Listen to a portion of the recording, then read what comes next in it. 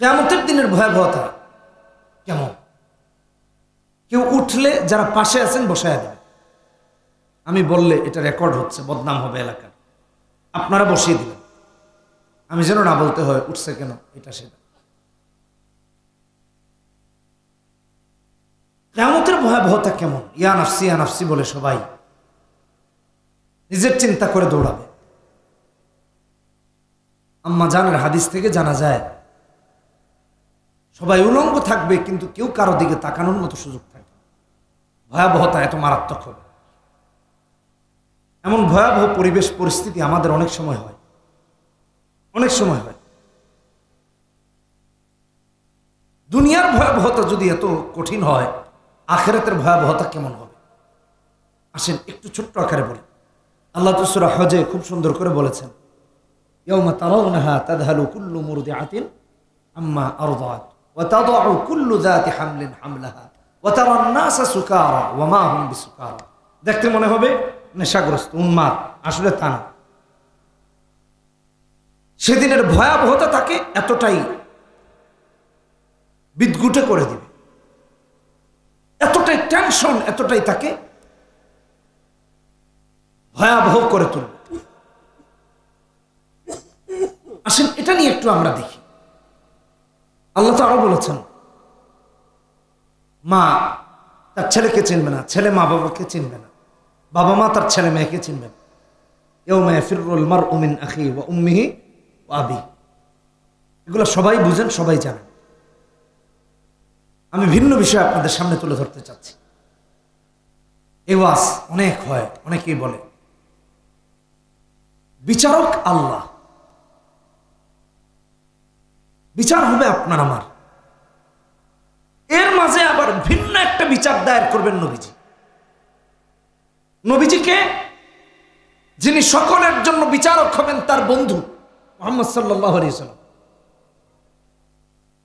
ধরুন পৃথিবীতে আপনার আমার নামে কোনো অভিযোগ বা মামলা কোর্টে দায়ের হয়েছে, আপনি গিয়ে দেখলেন যিনি বিচার দায়ের করেছেন তিনি বিচারকের বন্ধু, আপনার কেমন লাগবে?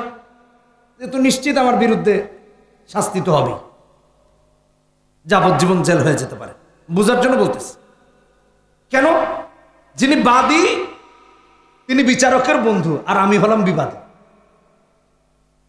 আমার বিচারের অবস্থাটা কেমন আদালতের? এমন যে যিনি বিবাদী, যিনি আসামি, তার পক্ষে কোনো আইনজীবী নেই, কেউ নাই, একা। কি যারা করবে সে, তার পক্ষে কে কথা বলবে আদালতে? কিয়ামতের দিনের অবস্থা হবে এমন, কেউ আপনার আমার পক্ষে থাকবে না। যিনি থাকার তিনি নবীজি সাল্লাল্লাহু আলাইহি ওয়াসাল্লাম, আর তিনি তখন আপনার আমার একটা বিশাল অপরাধের কারণে আমাদের বিরুদ্ধে অবস্থান করবেন। ইন্না কওমি ইত্তাখাযু হাযাল কুরআন মাহজুরা। আর এই অপরাধটা হলো দুনিয়াতে কোরআনে কারীমকে পরিত্যাগ করা। বুঝাতে পেরেছি কিনা জানি না। এই অপরাধটা কি?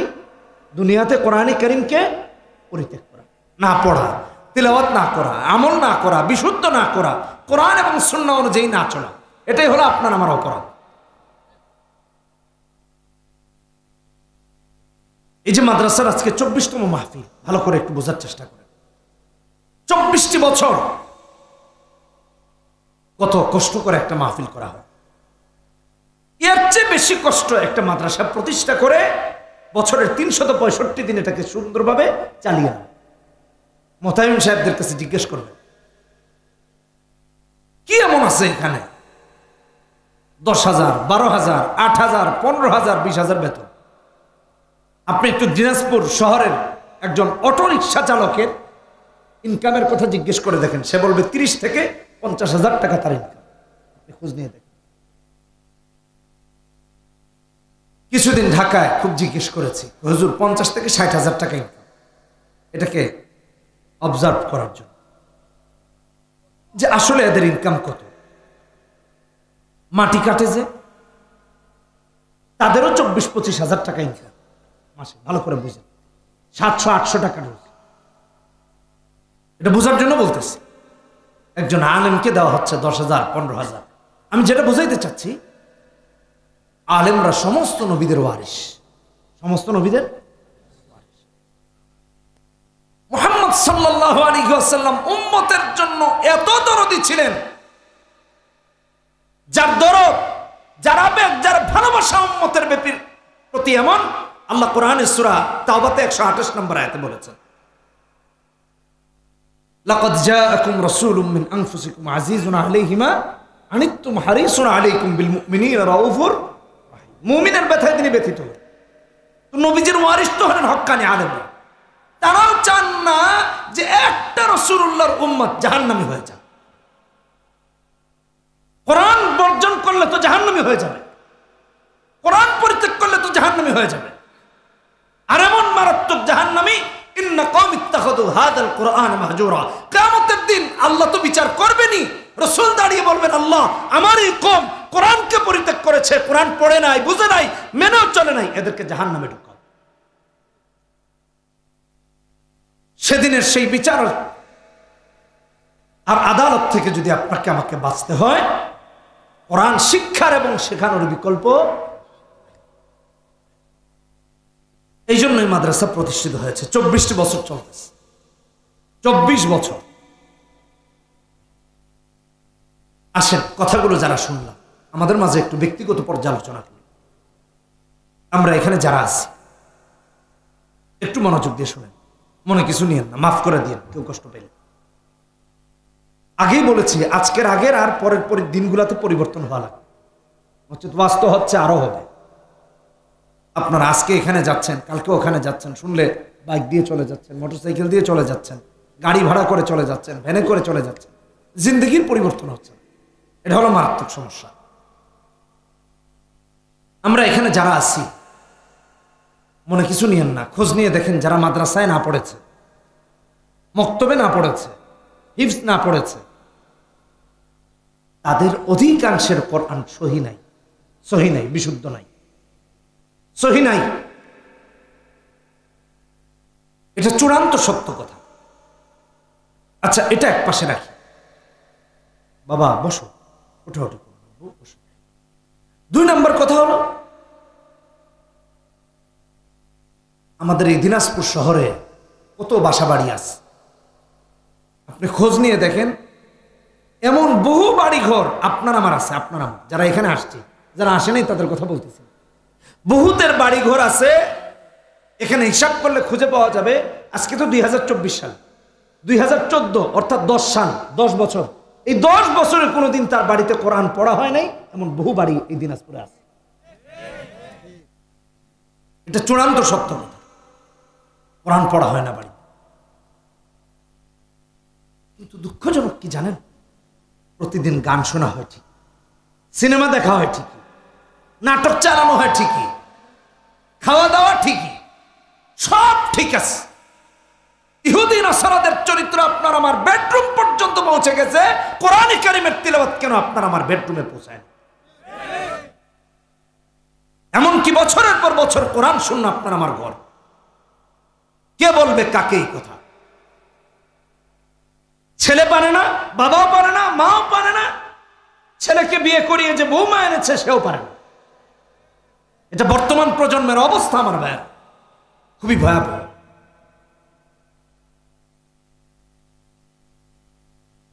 বন্ধুগণ আমার, কিয়ামতের সেই ভয়াবহ দিনে, যেদিন ছেলে মেয়েকে বাবা মা চিনবে না, বাবা মাকে ছেলে মেয়ে চিনবে না। ইয়াউমা ইয়াফিরুল মারউ মিন আখি ওয়া উম্মিহি ওয়া আবি ওয়া সাহিবাতিহি ওয়া বানিহি। বাবা ছেলেকে দেখলে আরেক দিকে দৌড়াবে, মা তার কলিজার টুকরা সন্তানকে দেখলে আরেক দিকে যাবে। যেই মা কিনা তার সন্তানকে দুনিয়াতে কোনো বিপদে পড়তে দেখলে, ধরুন গাড়ির নিচে ছেলেরা পড়ে যাবে, দৌড়ে গিয়ে নিজে পড়ে যায়, তারপরেও ভাবে আমার ছেলেটা যেন মরে না যায়, আমি মরে যাই, প্রয়োজনে তার বেঁচে থাকা দরকার। এই কলিজার টুকরা মা তার কলিজার টুকরা সন্তানকে দেখে আরেক দিকে দৌড়ে চলে যাবে। কেন চলে যাবে জানেন নাকি? যে একটা নেকি যদি ছেলেটা চেয়ে যায়, তাহলে তো আমার একটা নেকি কমে যাবে, নেকি দেয়া যাবে না। এমন ভয়াবহ দিনে যেদিন কিনা বাবা আপন হবে না, মা আপন হবে না, বন্ধু বান্ধব আপন হবে না, কলিজার টুকরা ছেলে মেয়ে আপন হবে না, স্ত্রী আপন হবে না, নেতা কর্মীর হিসাব তো বহু দূরে। নেতা কর্মীদের অবস্থা তো এমন, দুনিয়াতেই বিপদে পড়লে পালায়া যায়, কর্মীদের খবর রাখার তার কোনো সুযোগ নাই। এমন ভয়াবহ দিনে রাহমাতুল আলামিন নবী এই উম্মতের বিরুদ্ধে আল্লাহর কাছে বিচার দায়ের করবেন। আল্লাহ, ইন্না কওমি ইত্তাখাযু হাযাল কুরআনা মাহজুরা, এই কওম দুনিয়াতে কোরআন পরিত্যাগ করেছে, পড়ে নাই, আমল করে নাই, এদেরকে ধরো জাহান্নামে দাও। এই জাহান্নাম থেকে মুক্তির উপায় হিসেবে দুনিয়াতে যত মাদ্রাসা হয়েছে, যাতে করে কোরআন বিশুদ্ধ হয়ে যায়, নামাজ বিশুদ্ধ হয়ে যায়, দুনিয়াতে চলার পথ যেন আপনার আমার বিশুদ্ধ হয়ে আল্লাহ রাব্বুল আলামিনের দরবারে জান্নাতীদের কাতারে নামটা লিপিবদ্ধ হয়ে যায়। এই জন্য এত মাদ্রাসা প্রতিষ্ঠিত হয়েছে, এত কিছু হয়েছে। বাস্তব কথা না বললে অনেক কথা আমরা বুঝি না। কয়েকদিন আগে আমাদের গাড়ির একটা কাজে গিয়েছি, নিচের একটা বাল্ব চলে গেছে। গাড়িটা আজকে দিয়ে এসেছি এক জায়গায় ঠিক করতে। গতকালকে শিয়ালের সাথে লেগে সামনে ক্ষতিগ্রস্ত হয়েছে, কাজ করতেছে, বুঝার জন্য বলতেছে। ওখানে গিয়ে দেখি এক ভাই 5 লক্ষ টাকা না যেন 6 লক্ষ টাকা দিয়ে সাউন্ড সিস্টেম করতেছে গাড়িতে, গান শোনার জন্য। গান শুনবে, অনেক বাড়ি আছে, তালাশ করে দেখেন, সাউন্ড সিস্টেম করেছে গান শোনার জন্য। 1.5 লাখ 2 লক্ষ টাকা দিয়ে বক্স কিনে, স্পিকার দামি দামি ব্র্যান্ডের, যেন শিল্পীর নিখুঁত আওয়াজে মনোমুগ্ধকর পরিবেশ তৈরি হয়। অথচ জিন্দেগিটাকে সে ধ্বংসের দিকে ঠেলে রেখেছে। বাড়িগুলোর অবস্থা তো এমন, রাতে যখন বিছানায় ঘুমাতে যায় সিনেমা ছেড়ে দিয়ে ঘুমিয়ে যায়, সারা রাত সিনেমা চলতেছে। মসজিদের পাশের বাড়ি থেকে সিনেমার আওয়াজ ইমাম সাহেব ফজরের জামাতে দাঁড়িয়ে শুনতে পান, উঁচু ভলিউমে ছেড়ে দিছে। সাউন্ড সিস্টেম করেছে পুরো বাড়িতে। এটা হলো আমাদের বর্তমান অবস্থা। অথচ ওই ঘরে বিগত 10 বছরে কোনোদিন কোরআন পড়া হয়নি। আমার আগের কথাগুলো একটু মিলে, এর জন্য বলেছি আজকের ওয়াজের আগের আর পরে পরিবর্তন হওয়া লাগবে, নচেত ওয়াজ হবে, পরিবর্তন আসবে। এগুলো বন্ধ করুন। আপনি কোন হিসাবে আল্লাহর সামনে দাঁড়াবেন? সিনেমা দেখা অবস্থায়? আপনার মৃত্যু যে অবস্থায় হবে সে অবস্থায় আল্লাহর সামনে দাঁড়াইতে হবে। কোন সাহসে এগুলো করতেছেন? ভাইয়ার আমার, গত মে মাসে ইংল্যান্ডে গেলাম, লন্ডনে গেলাম, এক বাড়িতে গিয়েছি, ও দেখলাম পুরো বাড়ি সাউন্ড সিস্টেম করা। আমার কাছে প্রথম মনে হলো এরা এত ইসলামিক, বাড়িতে এরকম সাউন্ড সিস্টেম করে রেখেছে কি গান টান শোনেন? লন্ডন তো বুঝেন, ইহুদি নাসারার দেশ, ভাবাটাও স্বাভাবিক। যখন জিজ্ঞেস করলাম তখন জানতে পারলাম সম্পূর্ণ বিপরীত তথ্য। তাদের বাড়িতে সাউন্ড সিস্টেম করা হয়েছে, রাত যখন হয়ে যায় প্রত্যেকে আর্লি বিছানায় চলে যায় ঘুমাতে, সন্তানগুলো চলে যায়, ছেলেমেয়েরা চলে যায়, পুরো বাসায় কোরআনে কারীমের তেলাওয়াত ছেড়ে দেওয়া হয়, কোরআন শুনতে শুনতে ঘুমায়। আর আমাদের ছেলেরা মেয়েরা গানে ইয়ারফোন, ইয়ারপড, ইয়ারবাডস, হেডফোন দিয়া গানের আওয়াজে ইমান হারা হয়ে মৃত্যুর দিকে এগিয়ে যায়। দুঃখজনক। মুসলমানের ঘর এমন হতে পারে না, মুমিনের ঘর এমন হতে পারে না। এগুলো কইরেন না। কোরআন তিলাওয়াত করি, কোরআন শুনি, কোরআন পড়ি, কোরআন অনুযায়ী জীবন গঠন করি। এছাড়া আল্লাহর কাছে জবাবদিহিতার কাতারে দাঁড়াইতে হবে। এই মাদ্রাসাগুলো কেন, এই কোরআনের মাহফিলগুলো কেন? সূরা বাকারাতে 185 নম্বর আয়াতে আল্লাহ বলেছেন হুদাল্লিন নাস। ভালো করে শুনুন, হুদাল্লিন নাস। লন্ডনে যারা গিয়েছেন তারা দেখবেন আমাদের বাংলাদেশি ভাইদেরকে আল্লাহ হেদায়েত দান করুন। পরিবেশ ভালো না, ধরনের কত অপকর্মে জড়িয়ে যাচ্ছে। ওই দেশ তো সব রঙিন খেলা, কেউ মাদকাসক্ত, কেউ গাঁজা খাচ্ছে, পতিতালয়ের তো অভাব নাই। সমস্ত কিছুতে তারা একেবারে উদাসীন। আল্লাহ আমাদেরকে হেদায়েত দান করুন। কিন্তু একটা জিনিস ইহুদি নাসারাদের মাঝে দেখেছি, আল্লাহ আরো অনেক দেশে নিয়েছেন। স্কটল্যান্ড অনেক সুন্দর দেশ, গিয়েছি আলহামদুলিল্লাহ। আপনারা গেলে দেখবেন এত সুন্দর যে মনে হয় আল্লাহ নিজ হাতে বানায় রাখেন, এত সুন্দর স্কটল্যান্ড। তো যেটা দেখেছি এ সমস্ত দেশে গিয়ে, ওদের শুধু ইমানটা নাই, ভালো করে শুনে, ওদের শুধু কি নাই, কি নাই, ইমান নাই, আর সব আছে। ইসলামের সব কিছু তারা মানে, শুধু ইমানটা নাই। তাই তারা দিন দিন উন্নত হচ্ছে। আর আমাদের দেশে চোর ডাকাত দিন দিন বাড়তেছে, কোরআনকে অনুসরণ না করার কারণে, রাসূলুল্লাহর সুন্নাহকে অনুসরণ না করার কারণে। এগুলো বন্ধ করি আমার ভাইরা, কোরআন অনুযায়ী জীবন চালাই। এই জন্য বন্ধুগণ আমার, কোরআনে হাকিমে, কোরআনে আযীমে আমার আল্লাহ সূরা বাকারাতে 185 নম্বর আয়াতে বলেন, হুদাল লিন্নাস ওয়া বাইয়িনাতিম মিনাল হুদা ওয়াল ফুরকান। গোটা বিশ্ব জগতের যত মানুষ আছে, যেখানে আছে না কেন, প্রত্যেকের জন্য আল্লাহ কোরআনকে বানিয়েছেন হেদায়েতের। কোরআন হলো গোটা বিশ্ববাসীর হেদায়েতের পাথেয়। মানুষ যেখানে আছে তার মুক্তির পাথেয় হলো কোরআনে কারীম। কোরআন ছাড়া মুক্তি অসম্ভব। এজন্য লিন্নাস বলেছেন, লিল মুসলিমিন, লিল মুশরিকিন, লিল কাফিরিন, লিল মুমিনিন, এমন কিছুই বলেন নাই, লিন্নাস বলেছেন। এত যদি মঙ্গল গ্রহের কোন মানুষ থাকে, তার হেদায়েতের পাথেয় হলো কোরআনে কারীম। ভালো করে শুনে রাখেন। আপনি আমি মুমিন হয়ে আপনার আমার পাথেয় বানাইতে পারি নাই, এটা দুঃখ, এটা কষ্ট। বন্ধুগণ আমার, কোরআন ছাড়া আপনি আমি হাসরের মাঠে গিয়ে দেখব আমার নামাজটাও কবুল হয়। এত নামাজি, নামাজ কবুল হয়। তাই তো আমার আল্লাহ বলেন সূরাতুল আরাফে 170 নম্বর আয়াতে, আল্লাহ বলতে গিয়ে বলেন, ওয়াল্লাযীনা ইউমাসসিকুনা বিল কিতাবি ওয়া আকামুস সালাহ ইন্না লা নুযীউ আজরাল মুসলিহিন। কোরআনকে আঁকড়ে ধরা লাগবে। যার জিন্দেগিতে কোরআন নাই, যার জীবনে কোরআন আছে, তার জিন্দেগিতে সুন্নাহ আছে, আবার অবব্যাখ্যা করেন না। যারা কোরআন সুন্নাহকে আঁকড়ে ধরবে, কিয়ামতের মাঠে গিয়ে দেখবে তার নামাজটা সুরক্ষিত রবের কাছে হাজির। ইবাদত সুরক্ষিতভাবে রবের কাছে উপস্থাপন করা আছে। মুরব্বী ভাইয়েরা একটু ভালো করে মনোযোগ দিয়ে শুনেন, আমার কলিজার যুবক ভাইয়েরা তোমরাও শোনো, খুবই গুরুত্বপূর্ণ। নামাজ আদায় করেছে কিন্তু কেরাত সহি নাই, এই নামাজের কোনো দাম আল্লাহর কাছে নাই। মাদ্রাসার একটা ছোট্ট বাচ্চাকে জিজ্ঞেস করে দেখেন, নুরানিতে যে পড়ে, নামাজ ভাঙার কারণ 19টির প্রথম কারণ হলো নামাজে কেরাত অশুদ্ধ পড়া। বুঝ নিয়ে দেখি, নামাজে কেরাত কি পড়া?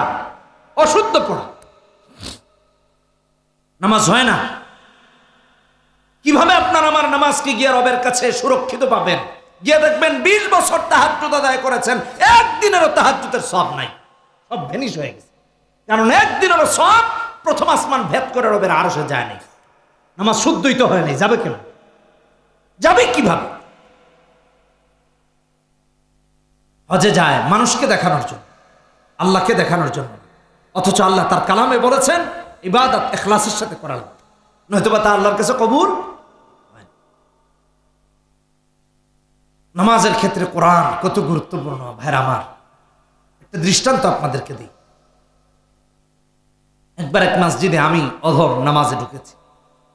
এটা প্রায় 12-13 বছর আগের ঘটনা হতে পারে। প্রথম কাতার, মুসল্লি কম, গ্রামের মসজিদ, পাশেই মাহফিল বাদ মাগরিব। আপনাদের এদিকে আসলে তো একটা মাহফিল ছাড়া করা মুশকিল, কারণ আসতে আসতেই দিনের অর্ধেক চলে যায়। আমাদের তো প্রতিদিন 2টা-3টা এরকম থাকে মাহফিল, আগামীকাল 3টা, বাদ মাগরিব এক জায়গায়, বা দেশে এক জায়গায়, রাতে আরেক জায়গায়। এটা বোঝার জন্য, রেকর্ড না থাকলে, রেকর্ড না হলে আরো বিস্তারিত বলতাম। এদিকে আর যাচ্ছেন, এখানে আসলে আস্তে আস্তেই দিনের অর্ধেক শেষ। যেমন গাড়ি থেকে নেমে স্টেজে চলে আসছে। ইন্না লা নুদিউ আজরাল মুসলিহিন, মুসলিহিনদের আমল ছাড়া রবের কাছে কিছু কবুল হয় না, নামাজও কবুল হয় না। ওই নামাজটা মুস্তাহিনের নামাজ, যার নামাজের কিরাত বিশুদ্ধ, যার নামাজের নিয়ত বিশুদ্ধ, নয়তো বা ওই নামাজও রবের কাছে কি হয় না, কবুল হয় না। মনে থাকবে তো ইনশাআল্লাহ। ভাই আমার এক মসজিদে নামাজে ঢুকেছি, মাগরিবের পরে এক জায়গায় বায়ান। ঢুকে মসজিদে ডান দিকে দাঁড়িয়েছি, প্রথম কাতারে। দেখলাম এক ভদ্র ছেলে একামত দিচ্ছে, নিঃসন্দেহে সে নামাজে, নয়তো মসজিদে আসতো না, একামত দিতে পারতো না, তবে বিশুদ্ধ নয়। একামত দিচ্ছে, আল্লাহু আকবার, আল্লাহু আকবার। গ্রামে যে লেন আশহাদু আল্লাহ ইলাহা ইল্লাল্লাহ, আশহাদু আল্লাহ ইলাহা, অথচ পড়া উচিত ছিল আশহাদু আল্লাহ ইলাহা ইল্লাল্লাহ। সে বলতেছে আশহাদু। আল্লাহু আকবার, আল্লাহু আকবার হওয়া দরকার ছিল, সে বলতেছে আল্লাহু আকবার। এখন ইমাম তাকবীরে তাহরিমা সাথে ইমামের সাথে নামাজে দাঁড়ায় আছে, তিনিও বলতেছে আল্লাহু আকবার। এটা বাস্তবতা। এখন দাঁড়িয়ে তো গেছি, কি করব, ভাবলাম দেখি সূরা ফাতিহার কি অবস্থা হয়। এখন দেখলাম তিনি সূরা ফাতিহা পড়তেছেন, কি অবস্থা, আলহামদুলিল্লাহি রাব্বিল আলামিন পুরো আবার দিতেছে। রাতে টান নাই, টান দিচ্ছে, হামজাতে টান নাই, টান দিচ্ছে। এখানে যারা আলেম আছেন, আসাতিজা ইকরাম আছেন, তারা বুঝবেন। আল্লামা কাজী নাসিরউদ্দিন বাইজাবি রাহমাতুল্লাহি আলাইহি তার তাফসীরে বাইজাবিতে লিখেছেন, আলহামদুর জায়গায় কেউ যদি আলহামদু বলে, তার নামাজ শেষ, নামাজ ফাসেদ হয়ে যায়। এই নামাজ কিভাবে কবুল হবে আপনার আমার? আমি আরো বাস্তব কথা বলি, এটা তো 12-13 বছর আগের কথা বললাম। গত 1 তারিখ আমাদের মাহফিল ছিল, প্রথম বাদ জুমা, রওজা, চট্টগ্রাম। রাতের বেলা ছিল আল আমিন সংস্থা, চট্টগ্রাম, এটা অনেকে চিনেন। ওখানে রাতে ছিল জুমার নামাজে ঢাকা চট্টগ্রাম মহাসড়কের পাশে এক জায়গায় আমরা গাড়ি দাঁড় করিয়েছি নামাজের জন্য। আমার সাথে আরো 3 জন মুফতি সাহেব ছিলেন, লালবাগ জামি একসাথে পড়েছি। তা আমি গাড়ি থেকে নামতে নামতে তারা আগে নেমেছেন, জামাত দাঁড়িয়ে গেছে। পাশেই এক মসজিদে, মসজিদের উপরের মাইকে তেলাওয়াত ছেড়ে দেওয়া হয়েছে, নামাজে রাত পড়তেছেন যে মসজিদের আজানের মাইকে প্রচারিত হচ্ছে পুরো এলাকায়। তিনি পড়তেছেন, আমরা যেটুক থেকে শুনেছি, সুম্মা রাদাদনাহু আসফালা সাফিল, সূরা 3, সুম্মা রাদাদনাহু আসফালা সাফিল। কিন্তু যেখানে টান নাই, এমন টান দিচ্ছেন লাগে 3 আলিফ টান। মুফতি সাহেবরা বলতেছেন আমার দরকার নাই, চলো আমরা সামনে গিয়ে নামাজ পড়ি। অথচ পুরো এলাকাতে এটা প্রচার হচ্ছে। আমার এখানে যেটা বুঝার বলা, আমি কাউকে ভুল ধরার জন্য বলতেছি না, তাহলে তো মসজিদের নামই বলতাম, পারি বলতে, ওদিকে যাচ্ছি না, কাউকে ছোট করা আমার উদ্দেশ্য না। কিন্তু আমি যেটা বোঝাতে চাচ্ছি, পুরো এলাকা এখন কোরআন শূন্য হয়ে যাচ্ছে। উম্মতের বিরুদ্ধে যে নবীজির এত বড় অভিযোগ কেন হবে না? একটা মসজিদের আজানের মাইকে কেরাত প্রচারিত হচ্ছে, কিন্তু এলাকায় একজন বিশুদ্ধ পড়নেওয়ালা নাই, একজন বিশুদ্ধ পড়নেওয়ালা নাই। এত ভয়াবহ অবস্থা আপনার আমার। কে বলবে যে আমাদের নামাজটা হচ্ছে না? এটাই আপনার আমার বিরুদ্ধে নবীজির অভিযোগ। ইন্না কওমি ইত্তাখাযু হাযাল কুরআনা মাহজুরা, বিশুদ্ধ করে কোরআনে কারীম। যে কথা বলতেছিলাম, মাগরিবের নামাজে দাঁড়িয়েছি, ওই যে আল্লাহু আকবার আলহামদু বলে পড়তেছে। চিন্তা করলাম, এভাবে নামাজ আদায় করলে তো আবার পড়া লাগবে, তার চেয়ে সময় কম, আমি আমার নামাজ পিছনে গিয়ে পড়ে ফেলি। এখন আমি যখন ডান পাশে নামাজ ছেড়ে চলে যাচ্ছি পিছনের দিকে, আমার বামে যে মুসল্লি, সে এরকম করে দেখতেছে যে হুজুর যায়, জামা তো অনেক লম্বা, চেহারাও দেখতে শুনতে তো মনে হয় না যে জুতা চুট্ট। কথার কথা বোঝাচ্ছি, কারণ মসজিদে কিছু লোক নামাজে যায় না, কার জুতাটা ভালো ওই খবর রাখতে যায়। কথা বলেন ঠিক কিনা বেঠিক? নামাজের মাঝখান দিয়ে আস্তে করে গিয়া আগে টার্গেট করে রাখে, ওই বাক্স থেকে জুতাটা নিয়ে বের হয়ে যায়। আমি মনে মনে কইতেছি, রে বাবা তুমি তাকাইতেছো আরেকটু ঘুরে তাকাও, তাও দেখো কারো জুতা টুতা আমি নিতেছি না। আমার মাকসাদ দিন, ইন্না কওমি ইত্তাখাযু হাযাল কুরআনা মাহজুরা। কোরআন বিশুদ্ধ না হওয়ার অভিযোগে, কোরআনের সাথে সম্পর্ক ছিন্ন করার কারণে হাসরের মাঠে আল্লাহ তাআলা আপনার আমার বিচার করবেন, জাহান্নামী হয়ে যাবে। আল্লাহ আমাদেরকে হেফাজত করুন, আল্লাহ আমাদেরকে হেফাজত। কোরআন পড়বো তো, শিখবো তো। কোরআন বিশুদ্ধ না হলে নামাজও বিশুদ্ধ হবে না, যত বড় তাহাজ্জুদ গুজার হন না কেন। আপনি তাহাজ্জুদ গুজার হইয়া মসজিদের প্রথম কাতারে গিয়ে বেটাগিরি দেখান যে আমি তো প্রতিদিন তাহাজ্জুদ পড়ি, ইমামের চেয়ে বড় বুজুর্গ আমি, আপনার তিলাওয়াত সহি নাই, আপনার এক ওয়াক্ত এক রাকাত নামাজ রবের কাছে ভুল হয়। সাবধান হই। এক ছেলে আমাকে মেসেজ দিয়েছে কয়েকদিন আগে, আমার যতটুকু মনে পড়ে সেদিন আমাদের পোরশা, নওগাঁ পোরশা মাহফিল, ভুল হতে পারে। সে আমাকে বলতেছে, হুজুর প্রেম করা জায়েজ আছে কিনা, খুব জরুরি বিষয়। কি বলে? ছেলেটা খুব খুশি হয়েছে, হুজুর আমাদের বিষয়ে এতক্ষণে আইছে। আমি তাকে বোঝালাম যে না, এটা তো জায়েজ নেই, কেমনে প্রেম করবা? বলতেছে হুজুর হালাল ভাবে করব, কারণ সৌদিতে দেখলাম নাউজুবিল্লাহি মিন যালিক হালাল সিনেমা হল বানায়। কি এক ফিতনা শুরু হয়েছে। আবার বানিয়েছে কি নাইট ক্লাব, এটা নাকি হালাল। ওদেরকে হালাল পিটান দরকার। কথা বলেন ঠিক কিনা বেটা? হালাল জুতা দিয়ে বাইরানো দরকার, বাইরে দিয়ে বলতে হবে এটা হালাল। বানাইলেই যদি সবকিছু হালাল হয়ে যায়, তাহলে মারলেও সব হালাল হওয়া সম্ভব। যে মক্কার অলিতে গলিতে, মদিনার অলিতে গলিতে রাসূলুল্লাহ সাল্লাল্লাহু আলাইহি ওয়াসাল্লাম দ্বীনের দাওয়াত দিয়েছেন, রক্ত ঝরিয়েছেন, সেখানে হালাল নাইট ক্লাব বানানো হয়, মাদকের আসর বসানো হয়, নারীদেরকে বেপরদায় রাস্তায় বের করে দেওয়া হচ্ছে। এটা ইসলামের সাথে সবচেয়ে বড় শত্রুতা, ইহুদি নাসারার দালালিতে রূপান্তরিত হওয়ার কিছু। হয়তো আজ গোটা পৃথিবীর শাসন করতে মুসলমানেরা। ইসরায়েল ফিলিস্তিনিদেরকে মারতেস, আরব দেখতেস। ভাইয়ের আমার ভালো করে শুনুন, গত কয়েকদিন আগে দেখলাম পত্রিকাতে বিবৃতি এসেছে যে ইসরায়েলি বাচ্চারা নাকি মাসুম, তাহলে ফিলিস্তিনের বাচ্চারা গুনাহগার, আহাম্মক কোথাকার। ইসরায়েলি বাচ্চারা মাসুম, এরা নির্দোষ, নিষ্পাপ। ফিলিস্তিনি বাচ্চারা কেন নিষ্পাপ নয়? তাহলে গোটা পৃথিবীর ভণ্ড মানবতাবাদীদেরকে জাতিসংঘ থেকে নিয়ে সবাইকে বলতে চাই, ইসরায়েল ফিলিস্তিনের নারীদেরকে হত্যা করছে, শিশুদেরকে হত্যা করছে, মসজিদগুলো গড়িয়ে দিচ্ছে, হাসপাতালগুলো গড়িয়ে দিচ্ছে, তাদেরকে অস্ত্র দিচ্ছে ইউরোপ আমেরিকা। যদি ইউরোপ আমেরিকা ফিলিস্তিনি শিশুদেরকে হত্যার জন্য অস্ত্র দিতে পারে, আমি বলতে চাই আরব বিশ্ব ফিলিস্তিনিদের হাতে অস্ত্র দেওয়া উচিত। কথা বলুন ঠিক কিনা বেঠিক? সন্ত্রাসদেরকে দমন করতে হবে, সশস্ত্র সন্ত্রাসীদের বিরুদ্ধে সশস্ত্র মোকাবেলার মাধ্যমে। নিরস্ত্র মাজলুম মানুষদেরকে হত্যা করছে ওরা, দিন দিন এগুলা করতেছে।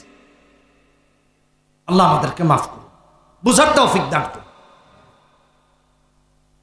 তো ছেলেটি বলতেছে হুজুর হালাল প্রেম করবে, মনে আছে? আমি বললাম হালাল প্রেম কেবল বিয়ের পর বউর সাথে। আরে বোঝানোর চেষ্টা কর। সে মানতে রাজি না। সে কে হুজুর দেখা করব না। আমি কইলাম তাও জায়েজ। কই ধরব না, বললাম তাও জায়েজ না। কই ছুঁইব না, বললাম তাও জায়েজ না। মাঝে মাঝে একটু ভিডিও কলে দেখা সাক্ষাৎ। আমি সব কিছু যখন তাকে বোঝালাম, শরিয়া এটা অনুমোদন দেয় না। সে আমার এক পর্যায়ে বলতেছে হুজুর আমি কিন্তু প্রতিদিন তাহাজ্জুদ পড়ি। তাহাজ্জুদের আড়ালে হইলো এটা বৈধ হওয়া চাইতাম। আমরা কোথায় চলে গেছি? খোঁজ নিয়ে দেখেন কোরআনে কারীমের তিলাওয়াতি সহি। এটা আমাদের বর্তমান অবস্থা। আমার ভাইয়েরা, আজকে আজকের এই মাহফিলের মধ্যে দেখুন কতগুলো আলো লাগানো হয়েছে। এই আলোগুলো যদি না থাকতো আমরা একে অপরের চেহারা অন্ধকারে দেখতাম না, ঠিক কিনা বেঠিক? আল্লাহ দিনকে আলোকিত করেছেন সূর্য দিয়া, চাঁদকে আলোকিত করেছেন, দিন রাতকে আলোকিত করেছেন চাঁদ দিয়া। ঠিক তেমনি ভাবে দুনিয়া আখিরাতকে আলোকিত করেছেন কোরআন আর সুন্নাহ দিয়া। ভালো করে মাথায় রাখেন, মোটরসাইকেলে যদি আলো না থাকে আপনি গেলে পড়ে যাবেন, হোঁচট খাবেন। পথিক যদি পথ চলে আর তার কাছে যদি আলো না থাকে, পড়ে গিয়ে বাড়িতে ফিরে দেখবে দাঁত তিনটা নাই। বলেন ঠিক কিনা বেঠিক? আমার বন্ধুগণ, আলোবিহীন চললে যেমন পথিক ক্ষতিগ্রস্ত হওয়ার সম্ভাবনা থাকে, নিরাপদে গন্তব্যে পৌঁছতে পারে না, ঠিক তেমনি ভাবে কোরআন আর সুন্নাহ হলো প্রতিটা মানুষের জন্য আলো। যার জিন্দেগিতে কোরআন আর সুন্নাহ থাকে সে তার নিরাপদ গন্তব্য জান্নাতে নিরাপত্তার চাদরে আবৃত হয়ে পৌঁছে যায়। কোরআন আর সুন্নাহর আলো দিয়ে দেখে দেখে পৌঁছে যায়। কারণ মাদকের অন্ধকার তাকে আবৃত করে দিতে পারে না, তাকে জিনাহের অন্ধকার আচ্ছন্ন করতে পারে না, দুর্নীতির অন্ধকার তাকে আচ্ছন্ন করতে পারে না। কারণ কোরআন আর সুন্নাহ তার কাছে আছে। কোরআন বলছে এটা হারাম, এটা হালাল, এটা জায়েজ, ওইটা না জায়েজ। কোরআন আর সুন্নাহর আলো দিয়ে দেখে দেখে নিরাপদে দুনিয়া আখিরাত তথা মিজান পুলসিরাত পার হয়ে আল্লাহর জান্নাতে পৌঁছে। এই জন্য আমার আল্লাহ কোরআনে বলেন, সূরা ইব্রাহিমে প্রথম আয়াতে বলতে গিয়ে বলেন, কিতাবুন আনজালনাহু ইলাইকা লিতুখরিজান নাস মিনাজ যুলুমাতি ইলান নূর। নবীকে আল্লাহ তাআলা কোরআনে কারীম দিয়ে পাঠিয়েছেন যাতে করে মুহাম্মদ সাল্লাল্লাহু আলাইহি ওয়াসাল্লাম কোরআনের আলো দেখিয়ে দেখিয়ে আপনাকে আমাকে অন্ধকার থেকে আলোর পথে নিয়ে যেতে পারেন। এই জন্য আমার আল্লাহ কোরআন পাঠিয়েছেন আপনাকে আমাকে আলো দেখার জন্য। আলো দেখবো তো ইনশাআল্লাহ। দুঃখজনক হলেও সত্য, এই কোরআনের উপর আমরা রেখেছি খবরদারি। এই কোরআন যারা পড়ে আর পড়ায় তাদের উপরে রেখেছি নজরদারি। কথা বলেন ঠিক কিনা বেঠিক? আজ আমাদের দেশ ওই দিকে গিয়ে পৌঁছাচ্ছে। কিছু কথা না বললেই নয়, একটু মাথায় রাখেন। ইহুদি নাসারারাও কোরআন শোনার জন্য বেকুল থাকতো যে মুহাম্মদ সাল্লাল্লাহু আলাইহি ওয়াসাল্লাম কখন কোরআন তেলাওয়াত করবেন। আল্লাহ তো কোরআনের সুস্পষ্ট ভাষায় বলেছেন, মুমিন যখন কোরআন শুনে তার ঈমান আল্লাহ বাড়িয়ে দেন। সুবহানাল্লাহ জোরে বলুন। কিন্তু ভাইরা আমার, এখন কোরআন শুনতে যায় না। এক, দ্বিতীয়ত হলো কোনো কারণে যদি কোরআন শুনতে বাধ্যই হয়ে যায় তাহলে যিনি কারি সাহেব তার ভুল ধরার জন্য বেকুল হয়ে যায়। আমাদের এক শ্রেণীর মুসল্লি আছে, দেখবেন মসজিদে যায়, ইমাম সাহেব কেরাত একটু লম্বা পড়লেই বারান্দায় দাঁড়িয়ে থাকে ইমামকে লোকমা দেওয়ার জন্য। এই অভিজ্ঞতা আমার 15 বছরে। ঢাকা শহরের বিভিন্ন মসজিদে আল্লাহ তাআলা বড় বড় মসজিদে ইমাম খেতাবতি করিয়েছেন, ইমামতি এবং খেতাবতি। এখন তো শুধু জুমা পড়াই, অন্যান্য নামাজ পড়ানোর সুযোগ হয় না, যেখানে আজান হয় সেখানে পড়ে। আর সফরে তো থাকা হয়, বুঝার জন্য বলতেছে। ইমাম সাহেব জুমার দিন কেরাত একটু লম্বা করেছেন, মসজিদ থেকে বের হওয়ার সময় সে দাঁড়ায় আছে, সারা সপ্তাহ নামাজে আসে না, সপ্তাহে একদিনে সেই ইমামকে লোকমাদে হুজুর এত লম্বা কেরাত কেন বলে, সমস্যা কি ভাই? ওই জরিনার বিয়া খেতে যাবো, আপনি এত লম্বা কেরাত পড়লে তো রুষ্ট সব ঠান্ডা হয়ে যায়। তার টেনশন ওইটা। এটা একটু উদাহরণ দিলাম, ভিন্ন মাকসাদও থাকতে পারে। অথচ পুরো সপ্তাহ নামাজ আদায় করেন। খবরদার, ইমামের উপরে খতিবের উপর এমন সমস্ত খবরদারি বন্ধ করুন। ইমাম তো তখন ইমাম হয় যে কোন নামাজে কোন কেরাত পড়া সুন্নাহ এটা সে যখন জানে, মাসনুন কেরাত তখন ইমাম হয়। আপনি তো সূরা ফাতিহা সই করে পড়তে পারেন না, তাকে লোকমা দিচ্ছেন। এরা মুনাফিক। কথা বলেন না কেন? এরা কি? এরা কি মুনাফিক। কোরআনের তেলাওয়াত সহ্য করতে পারে না, ইসলামকে সহ্য করতে পারে না, দাবি করে মুসলমান, আসলে মুনাফিক। লাকুল্লাযীনা আমানু ক্বালু আমান্না ওয়া ইযা খালাউ ইলা শায়াতিনহিম ক্বালু ইন্না মাআকুম ইন্নামা নাহনু মুস্তাহজিউন। প্রথম পারা 13, 14, 15 নম্বর আয়াতে দ্বিতীয় পৃষ্ঠায় সূরা বাকারাতে আল্লাহ তাআলা মুনাফিক আর মুমিনের পরিচয় দিয়েছেন। ওরা বাহিরে থাকলে শয়তানরা কয় তার সাথে আসছি, মসজিদে গিয়ে বুঝায় আমরা মসজিদে আসলে আছি তোমাদের সাথে, কিন্তু আসলে নাই। এজন্য তার তিলাওয়াত ভালো লাগে। এখন মুনাফিক দিয়ে এলাকা ভরে গেছে, কথা বলেন ঠিক কিনা বেটি? ভরে গেছে না? ভরে গেছে আমার ভাই। কাফেররাও এমন করতো না, বিশ্বাস করেন, কাফেররাও এমন করতো না। এই জন্য আমার আল্লাহ বলেন সূরা আনফালে 2 নম্বর আয়াতে, ইন্নামাল মুমিনুনা আল্লাযীনা ইযা যুকিরাল্লাহু ওয়াজিলাত কুলুবুহুম ওয়া ইযা তুলিয়াত আলাইহিম আয়াতুহু যাদাতুহুম ঈমানাও ওয়া আলা রাব্বিহিম ইয়াতাওয়াক্কালুন। মুমিন যখন কোরআন শুনে তার ঈমান বাড়িয়ে দেন কে? জোরে বলেন কে? আল্লাহ তাআলা ঈমান বাড়িয়ে দেন। মুনাফিকের ঈমান বাড়ে না, মুনাফিক শুধু বিরোধিতাই করে। আমার শায়েখ মুফতি আমিন রহমাতুল্লাহ আলাইহি একটা কিতাব লিখেছেন তিলাওয়াতে কোরআন। তিনিও এখানে মুশরিকদের কোরআন প্রেম এবং কোরআনের বিরোধিতা সম্পর্কে একটা দৃষ্টান্ত এনেছেন, যা আবার সিরাত ইবনে হিশামে প্রথম খণ্ডে 315 নম্বর পৃষ্ঠাতে আসছে। কাফের মুশরিকরা সারাদিন কোরআনের বিরুদ্ধে আচরণ করত, মানুষকে বলতো কোরআন শুনতে যায় না। সূরা হামিম আস-সাদ্দাস, وقال الذين كفروا لا تسمعوا لهذا القرآن والغوا فيه لعلكم تغلبون। সবাইকে বলতো কোরআন শুনো না। আর এই সমস্ত লিডারেরা রাতের আধারে নবীজির বাড়িতে গিয়ে দাঁড়িয়ে দাঁড়িয়ে কোরআন শুনতে শুনতে সারা রাত পার করে দিত। এটা বাস্তব। এক রাতে আবু জাহেল গিয়েছে, আবু সুফিয়ান গিয়েছে, আখনাস গিয়েছে, 3 জনই নবীজির বাড়িতে গিয়েছেন কোরআন শোনার জন্য। কিসের জন্য? জোরে বলতে হবে, কিসের জন্য? কোরআন শোনার জন্য।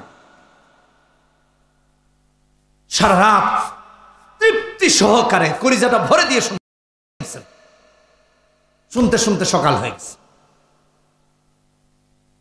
বন্ধুগণ, আমার বাড়ি যখন ফিরবে, আবু জাহেলের সাথে আবু সুফিয়ানের দেখা হয়ে গেছে। আবু সুফিয়ানের সাথে আবু জাহেলের দেখা, আখনাসেরও দেখা। 3 জনই তো লিডার। একজন আরেকজনকে বলে, নেতা তুমি এখানে কেন? বিশ্বাস করে এসেছিলাম মুহাম্মাদের কোরআন শুনতে। সুবহানাল্লাহ। লিডার তুমি কেন এসেছো? কয়ে এসেছি কোরআন শুনতে।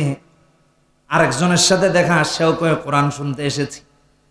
একজন আরেকজনকে কয়ে, দেখো সারাদিন আমরা কোরআনের বিরুদ্ধে প্রচারণা চালাই আর বলি লা তাসমাউ লিহাদাল কোরআন। সারাদিন মানুষদেরকে এই কথা বলে, রাতের আধারে তুমিও যদি কোরআন শুনতে আসো, আমিও যদি আসি, সেও যদি আসে। এমন নেতাদেরকে মুহাম্মদুর রাসূলুল্লাহ সাল্লাল্লাহু আলাইহি ওয়াসাল্লামের বাড়িতে দেখলে মানুষেরা আমাদেরকে আর অনুসরণ করবে না, উল্টা পিটা দিবে। বলবে সারাদিন বলো লা তাসমাউ লিহাদাল কোরআন, আর অন্ধকার রাতে চোরের মতো নবীজির ঘরে এসে কোরআন শোনার জন্য বেকুল হয়ে যাও। একজন আর একজনের সাথে ওয়াদা করেছে কাল থেকে আর আসবে না। ঠিক আছে, আসবো না। আবু জাহেল আবু সুফিয়ানকে বলে, না তা তুমিও এসো না। কয় না, তুমিও আসবে না। আসবো না। 3 জন ওয়াদা করে বাড়ি ফিরেছে, আগামীকাল থেকে আর মুহাম্মদুর রাসূলুল্লাহ সাল্লাল্লাহু আলাইহি ওয়াসাল্লামের বাড়িতে আসবে না কোরআন শুনতে। আমার ভাইরা, পরের রাতে যখন বিছানায় গেল ঘুমাতে, ঘুম আর আসে না। অস্থির মন কোরআন শোনার জন্য বেকুল হয়ে পড়েছে। ডান কাত হয় তাও ঘুম আসে না, বাম কাত হয় তাও ঘুম আসে না, উঠে হাঁটে কোনোভাবে ঘুম আসে না। এমন করতে করতে যখন রাত আস্তে আস্তে করে গভীরতার দিকে এগিয়ে যাচ্ছে, এক একজন করে চিন্তা করলো, আহারে ঘুম তো আসে না। মন বলছে যতক্ষণ কোরআন না শুনবো ততক্ষণ ঘুম আসবে না। এবার আবু জাহেল ভাবতে লাগলো, গত রাতে যেহেতু ওয়াদা হয়েছে আবু সুফিয়ান আর আখনাস আসবে না, তাহলে আমি একা একা গিয়ে একটু শুনে আসি। আবু সুফিয়ান ভাবলেন, আবু জাহেল আর আখনাস যেহেতু আজকে যাবে না, ওয়াদা হয়েছে, তাহলে আমি গিয়ে শুনে আসি। আখনাস ভাবলো, আবু জাহেল আর আবু সুফিয়ান যেহেতু আজকে যাবে না, যেহেতু ওয়াদা হয়েছে, তাহলে আমি গিয়ে একটু মুহাম্মাদের কোরআনটা শুনে আসি। কারণ মন শান্ত হচ্ছে না।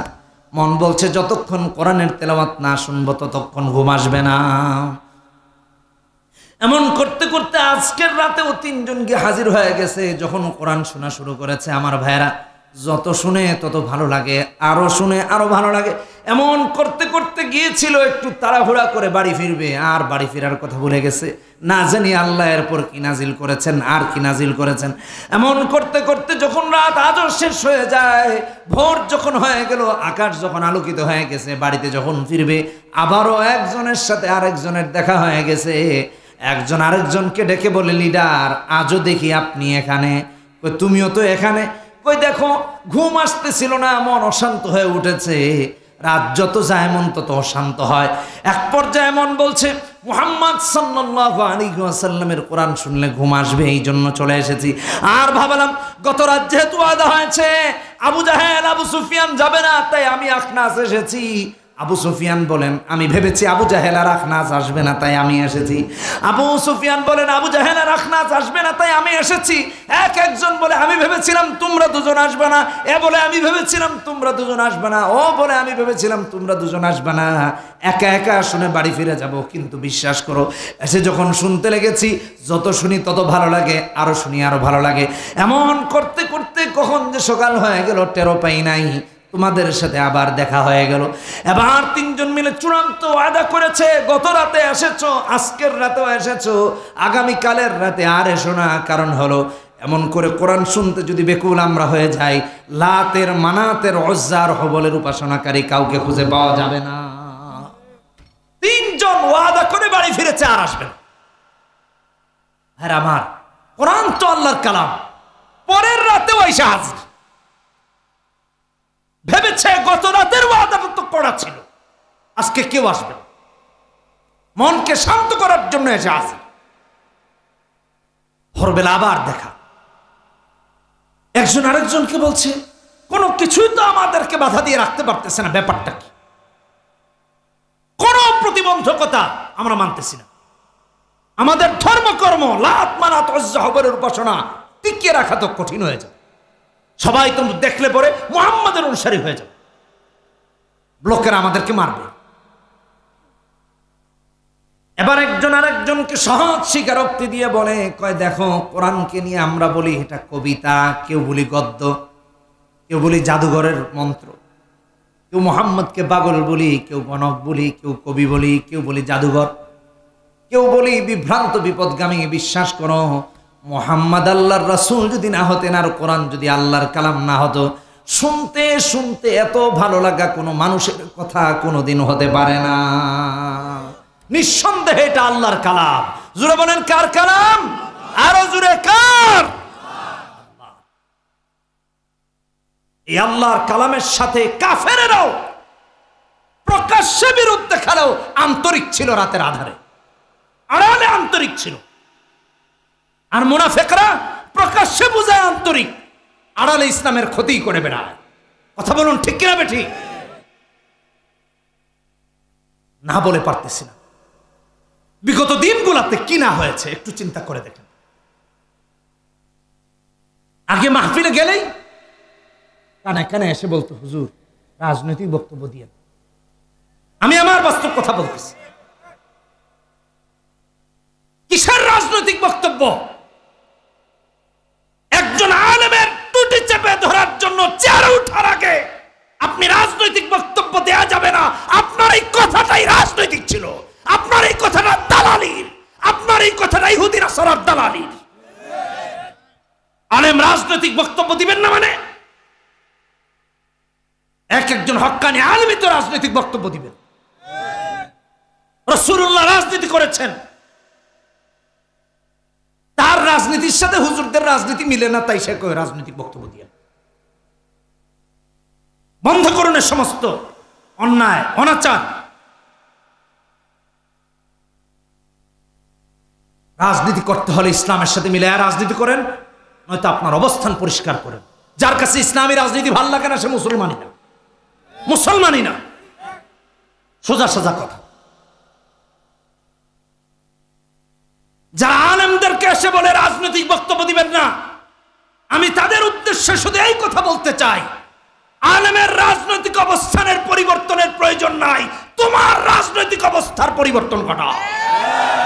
যে রাজনীতিতে কোরআনের বিরুদ্ধাচরণ আছে, যে রাজনীতিতে ইসলামের বিরুদ্ধাচরণ আছে, যে যেই রাজনীতি করলে হক্কানি আলেমদেরকে জেলে যেতে হয়, যেই রাজনীতি করলে আলেমদেরকে ফাঁসির মঞ্চে উঠতে হয়, এমন রাজনীতি মুসলমানের বাচ্চা করতে পারে না, করতে পারে না, করতে পারে না।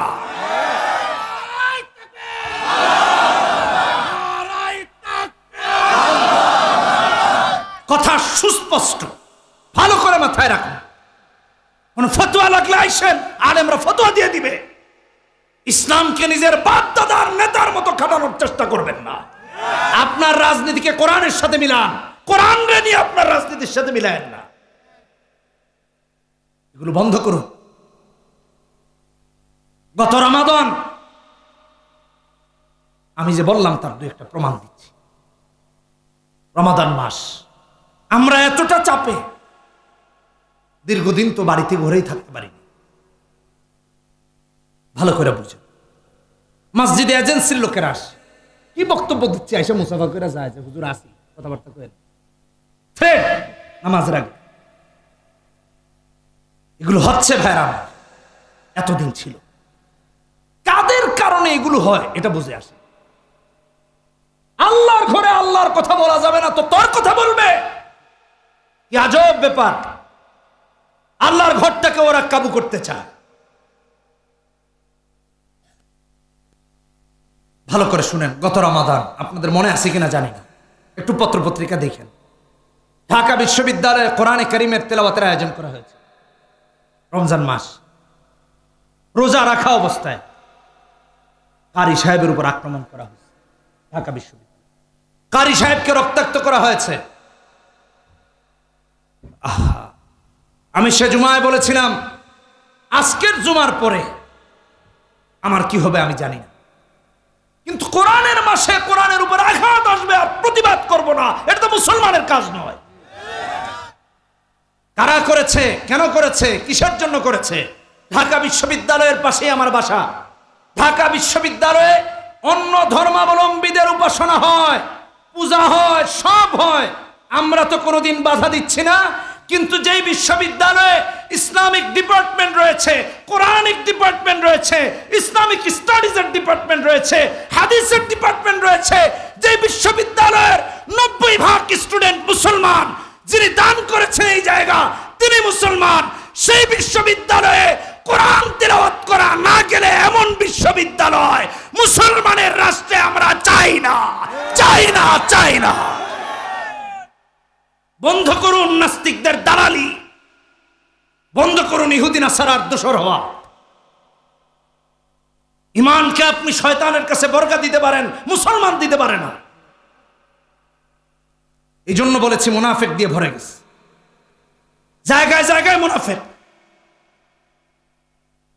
শুধু কি তাই, একটা কথা না বলে পারতেছে না। মুফতি আমিন রহমতুল্লাহ আলাইহি প্রায় 2 বছর গৃহবন্দী, মাদ্রাসা থেকে বের হতে দেওয়া হয় না। উনাকে আটকিয়ে দেলাওয়ার হোসেন সাইদি রাহিমাহুল্লাহকে দেওয়া হলো ফাঁসির রায়। ভালো করে মাথায় রেখেন, ভালো করে মাথায় রেখেন। সারা দেশে কেউ প্রতিবাদ করে নেই। মুফতি আমিন রহমতুল্লাহ আলাইহি সাংবাদিক সম্মেলন করে তার তীব্র প্রতিবাদ জানিয়েছেন, আছে এখন আপনারা দেখে নিন সোশ্যাল মিডিয়াতে। তীব্র নিন্দা জানিয়েছেন। তিনি বলেছেন কারোর সাথে আমার মাসআলাগত ইখতিলাফ থাকতে পারে, কিন্তু 90% মুসলমানের দেশে একজন মুফাসসিরকে যিনি ইসলামের দাওয়াত দিয়েছেন, কোরআনের দাওয়াত দিয়েছেন, তাকে ফাঁসির আদেশ দেওয়া এটা অশনি সংকেত, এদেশ থেকে ইসলামকে নির্মূল করার ষড়যন্ত্র। এগুলো হয়েছে বিগত দিনে, কি না হয়েছে?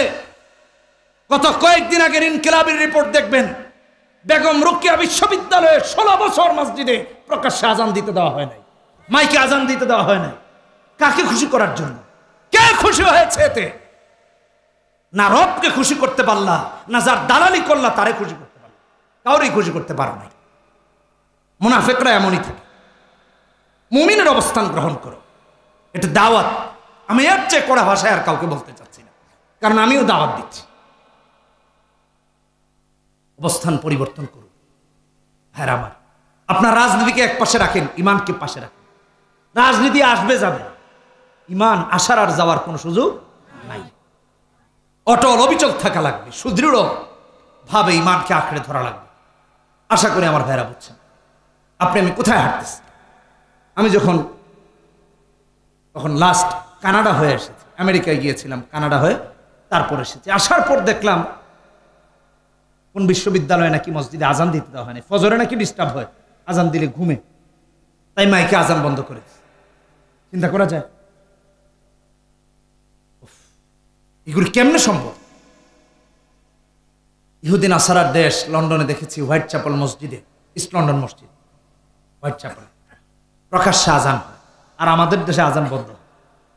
পৃথিবীর অন্যান্য দেশে প্রকাশ্যে আজান অনুমোদিত হচ্ছে, আর আমাদের দেশে বন্ধ হয়। কি লজ্জাজনক! আমার প্রতিক্রিয়া তাদের চেয়ে বেশি আপনাদের প্রতি। আপনারা কথা বলেন নাই কেন? জেনেছেন প্রতিবাদ করেন নাই কেন? আপনার ছেলেটা ওই দলে অংশগ্রহণ করেছে যেই দলে গেলে আজান বন্ধ করে দেওয়া লাগে। আপনি কিসের বাবা হয়েছেন? হাসরের মাঠে আপনাকেও জবাবদিহিতার কাতারে দাঁড়াইতে হবে। এত সহজ মনে করেন না। ঈমান বিক্রি করে দিচ্ছেন। আমাদের ছেলেদেরকে কোরআন পড়তে দেওয়া হয় না, আমাদের বোনদেরকে হিজাব পড়লে বাধা দেওয়া হয়, নিকাব পড়লে বাধা দেওয়া হয়, কোরআন তেলাওয়াত করলে বাধা দেওয়া হয়, মসজিদে গেলে পরে জঙ্গি আখ্যায়িত করা হয়। শুধু তাই না, ইসলামিক বই পাইলে বলা হয় ধর্মীয় বই পাওয়া গেছে, তার অপরাধে ধরা হয়। ঠিক আপনাদের উপর আল্লাহ লানত পড়বে। মুসলমান ধর্মীয় চর্চা করবে না তো কিসের চর্চা করবে? শুধু তাই না, বহু দেখেছি ফাজাইলে আমাল পাওয়ার কারণে জঙ্গি অপবাদ দিয়েছে। আমাদের দেশে কোনো জঙ্গি নেই, তবে হ্যাঁ, ভালো করে শুনে রাখেন, দেশপ্রেমিক মুসলমানেরা আছে। কোন জঙ্গি নাই, দেশপ্রেমিক মুসলমানেরা আছে। ভালো করে শুনে রাখেন, যারা আমাদের মাথার উপর প্রভু হয়ে বসতে চায়, যারা আমাদের কর্তৃত্ব দখল করতে চায়, যারা ইসলামকে নির্মূল করে দিতে চায়, ওরা জানে এদেশ থেকে মুসলিমরা থাকলে, আল্লাহওয়ালারা থাকলে ইসলামকে নির্মূল করা সম্ভব হবে না। তাদের উপর চেপে বসা যাবে না। ইসলামকে আঁকড়ে ধরার পরিবর্তে ইসলামকে ভেঙে দেওয়া যাবে না, মুছে দেওয়া যাবে না। ওরা জানে, এই জন্য ওরা খাঁটি মুসলমানদেরকে জঙ্গি আখ্যায়িত করে আপনার আমার অবস্থানকে দুর্বল করে দিতে চায়। কারণ তারা জানে, যদি কোনো শকুরের চক্ষু আপনার আমার রাষ্ট্রের দিকে পড়ে, সবার আগে আমাদের দেশের মুসলমানেরা তা প্রতিহত করবে। এটা ওরা জানে। আবার ওরা জানে, কোন ভিন দেশে যদি এই দেশে আক্রমণ করে কারা দেশ ছেড়ে পালাবে, এটাও তারা। কথা বলেন ঠিক কিনা বেঠে? এই জন্য ওদের নিয়ে তাদের মাথা ব্যথা নাই। মাথা ব্যথা হুজুরদের নিয়ে। কেন জানেন? হুজুররা তো কানাডায় অর্থ পাচারের সাথে জড়িত নয়। কথা বলেন ঠিক কিনা বেঠিক? মাথা ব্যথা টুপিওয়ালাদের নিয়ে এই জন্য, কারণ টুপিওয়ালারা তো মাদক চোরা কারবারি নয়, টুপিওয়ালারা তো অস্ত্র চোরা কারবারি নয়, টুপিওয়ালারা তো সিরিয়াল কিলার নয়, টুপিওয়ালারা তো হ্যান্ডেড ধর্ষণকারী নয়, টুপিওয়ালারা রাষ্ট্রের কোনো কিছু বিদেশে পাচার করে না, কারণ তারা দেশপ্রেমিক। এই জন্য টুপিওয়ালাদের বিরুদ্ধে এত সমস্যা। খোঁজ নিয়ে দেখুন, কোন মাদ্রাসার মুহতামিম লন্ডন আমেরিকায় টাকা পাচার করছে, খোঁজ নিয়ে আসেন, কোথাও খুঁজে পাবেন না। আর যারা এই 17টা বছর দেশ চালিয়েছে, তারা নাকি 50টা পদ্মা সেতুর টাকা বিদেশে পাচার। এদিকে আসলাম গোবিন্দগঞ্জ থেকে এই রাস্তাটা দিনাজপুর পর্যন্ত গত বছর হয়েছে। গত বছর যখন আসলাম দেখলাম কি ভালো সুন্দর করেছে। আজকে আসার সময় দেখি ভেঙে, ওই জায়গার রড সিমেন্ট বালু সব খায় ফেলেছে। বুঝলেন নাই কথা? কেন এগুলো হয়? কোন আলেমরা এক টেন্ডার পেয়েছিল, আর পাইলে আবার দিতে হয় বসদেরকে 50% আগে।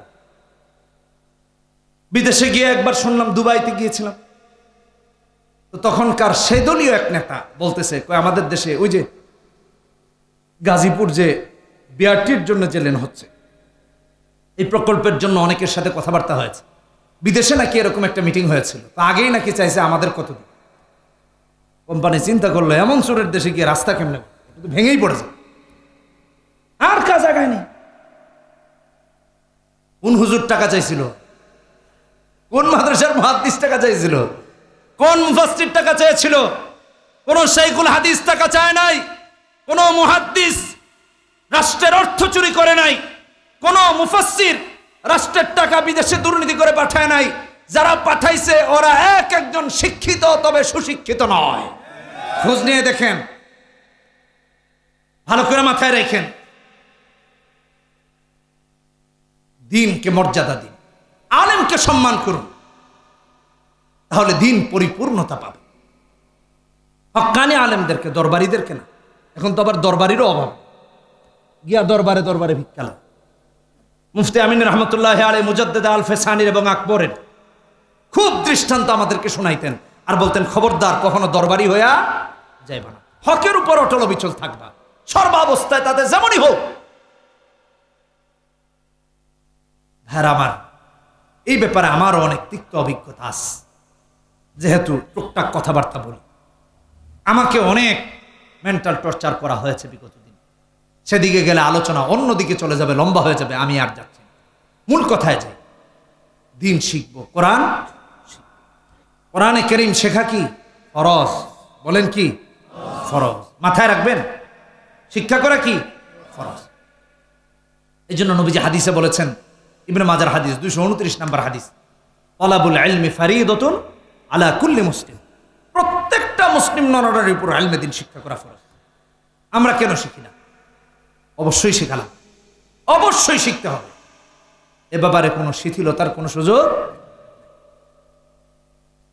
নবীজি অন্য হাদিসে বলেন, কোরআনে কারীম যে শিখে, দ্বীনি শিক্ষা যে অর্জন করে, আমাদের সমাজে তার চেয়ে শ্রেষ্ঠ ব্যক্তি আর কেউ নাই। বুখারীর হাদিস 5027 নম্বর হাদিস। নবীজি বলেন, খায়রুকুম মান তাআল্লামাল কুরআন ওয়া আল্লামা, যে কোরআন শেখে আর শিখায়, আমাদের মাঝে সে সেরা, তার চেয়ে শ্রেষ্ঠ ব্যক্তি আর কেউ নাই।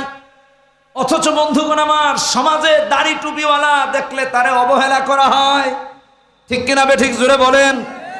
মনে করা হয় লিল্লাহ খায়, সদকা খায়। এই ধারণা পুরো ভুল। বরং একজন মুমিন, একজন হক্কানি আলেমকে মাথার তাজ মনে করা, এটাই হলো সঠিক। শ্রেষ্ঠ ব্যক্তিরা হলেন হক্কানি আলেম, দরবারিরা না। আল্লাহ আমাকে এই ছোট বয়সে, মানে এই অল্প জিন্দেগির অল্প সময়ে কত কিছু দেখাইছেন। হ্যাঁ, আমার দ্বীনকে আঁকড়ে ধরেন। হক্কানি আলেমরা কখনো দরবারে বিক্রি কখনো হয় না। কেন হয় না জানেন? আল্লাহকে ভয় পায়। কোরআনে কারীমে সূরা বাকারাতে 159 নম্বর আয়াতে আল্লাহ বলছেন, উলাইকা ইয়ালআনুহুমুল্লাহ ওয়া ইয়ালআনুহুমুল লাঈন। আল্লাহ তাদের উপর অভিসম্পাত করেন যারা দরবারে বিক্রি হয়ে যায়, দরবারে নিজের দ্বীনকে বিক্রি করে দেয়, বন্ধক দেয়। আল্লাহ আমাদেরকে হেফাজত করে। 174 নম্বর আয়াতে বলেছেন, উলাইকা মা ইয়াকুলুনা ফি বুতুনিহিম ইল্লান নার। দরবারে দরবারে ঘুরে দ্বীনকে বিক্রি করে যে টাকা হাসিল করে, এটা জাহান্নামের আগুন, পেটে জাহান্নামের আগুন ঢুকায়।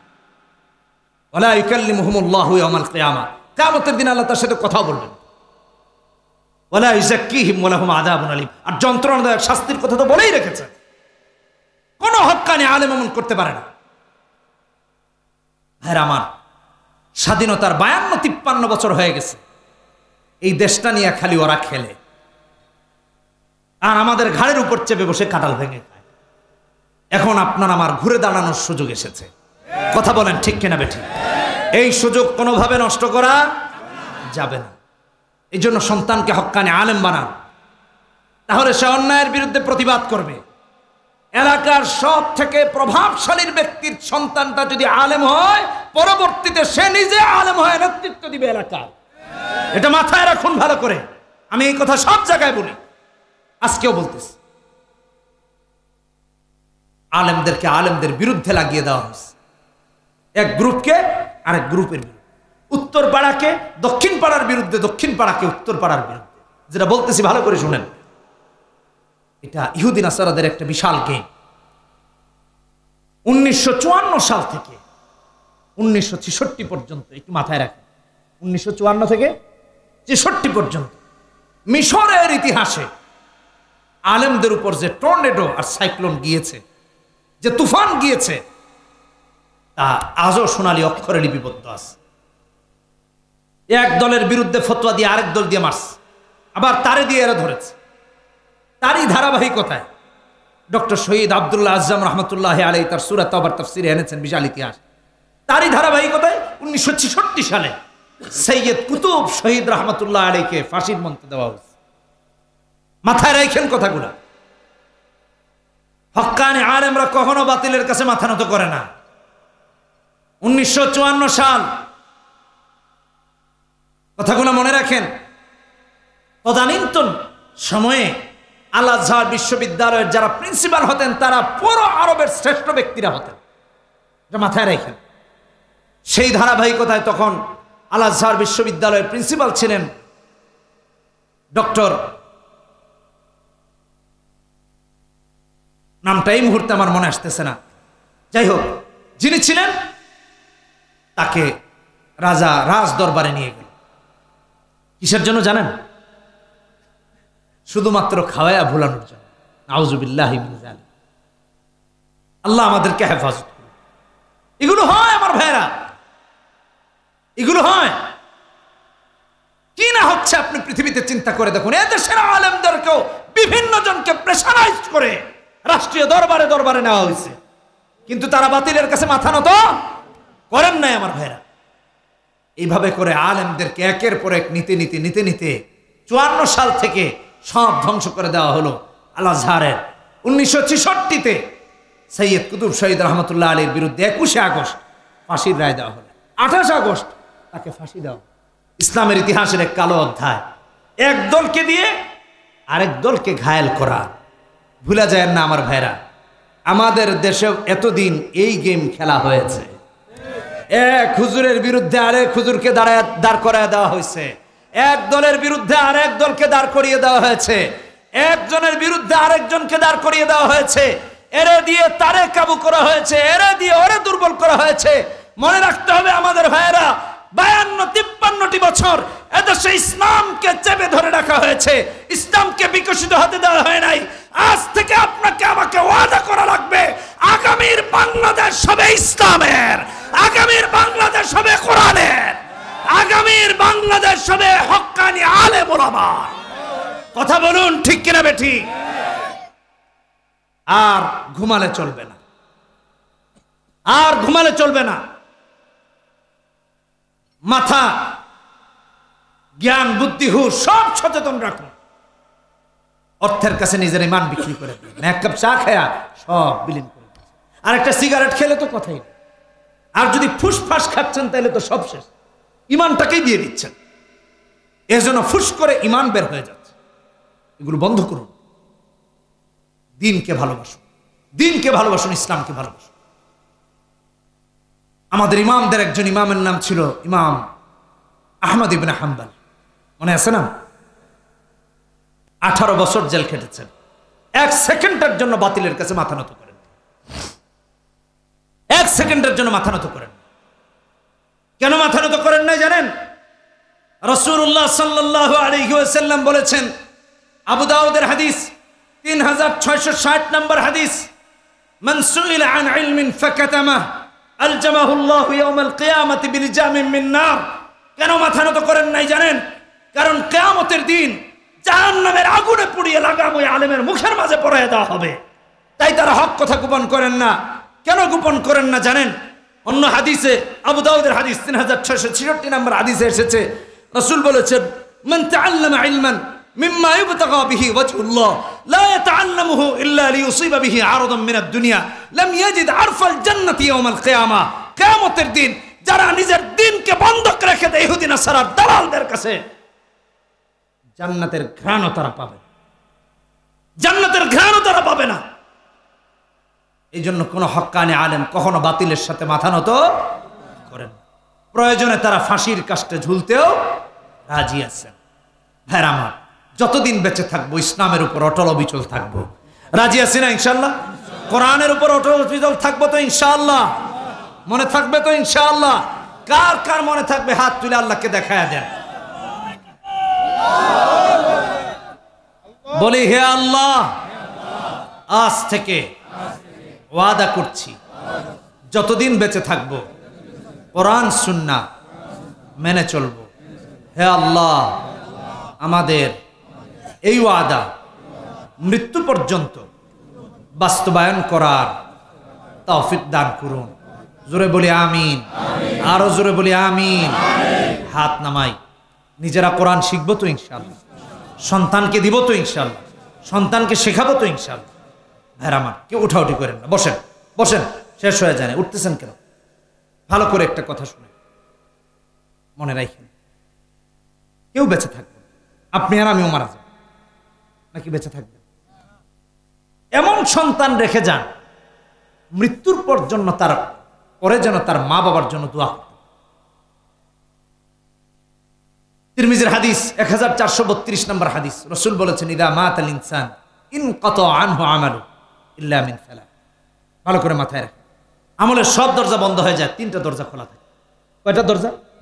এক, সদকায়ে জারিয়া, এটা বেশি করে দিবেন। দুই, উপকারী ইলম, এর সব পৌঁছার দরজা খোলা থাকে। তিন নাম্বার, এমন নেককার সন্তান রেখে যাওয়া, যেই নেককার সন্তান মা বাবার মৃত্যুর পর তার মা বাবার জন্য দোয়া করে, এই দোয়া মা বাবার রোহান বলতে পৌঁছায়। মদখোর, গাঁজাখোর, ইয়াবাখোর ছেলে মেয়ে রাখেন। গতকালকের নিউজ দেখেছেন, মা বাবা টাকা পয়সা দেয় না দেখে মাকে মেরেছে। যেই মা তার জন্য তরকারি রান্না করতেছেন, ছেলেটা খাবে আর সে তাকে খুন করার জন্য অস্থির হয়ে আছে। এটা দুনিয়ার অবস্থা। এই জন্য আমার ভাইরা, কত বাবাদের যে বিচার আছে, ছেলে রামদানি আসছে, বাপরে জবাই করে ফেলে, বটি নিয়ে আসছে, জবাই করে ফেলে। অপরাধ কি? মদ খাবে, টাকা দাও, নেশা করবে, টাকা দাও। আমার ভাইরা, একজন হক্কানি আলেম অথবা দিনদার ছেলেকে আপনি এমন দেখাতে পারবেন। আল্লাহ দেখিয়েছেন ভাইরা আমার, পৃথিবীর বিভিন্ন দেশে দেখেছি, বৃদ্ধাশ্রম দিয়ে ভরা, কেয়ার হোম, বুঝেন নাই, ওল্ড হোম, এগুলো দিয়ে ভরা। আমাদের দেশে নাই। কেন নাই? বোঝাচ্ছি। এটা তো মানুষ ইদানিং বানাইতেছে। কেন বানাইতেছে? ওই যে কুসন্তান তৈরি হচ্ছে, এই জন্য বানাইতেছে। ইসলাম আপনাকে আমাকে বলেছে, মা বাবার সন্তুষ্টিতে আল্লাহর সন্তুষ্টি। কথা বলেন ঠিক কিনা বেঠে? তাহলে সন্তানকে নেককার বানান, ছেলে মেয়ে আপনাকে আমাকে বৃদ্ধাশ্রমে দিবে না। আর যদি ছেলে মেয়েকে ডিস্কো বানান, মাদকাসক্ত বানান, তাহলে দেখবেন যত বড় শিক্ষিত বানান, সে বলবে এই বুড়িরে আর বুড়ারে রাখার দরকার নাই, বিরক্তিকর, ওদেরকে বৃদ্ধাশ্রমে দিয়ে। নিজের ভালো যদি বুঝেন দুনিয়া আখেরাতে, তাহলে সন্তানকে দিনদার বানায়, মাদ্রাসায় পড়ায়। রাজি আছি না ইনশাআল্লাহ? আল্লাহ সবাইকে তৌফিক দান করুন।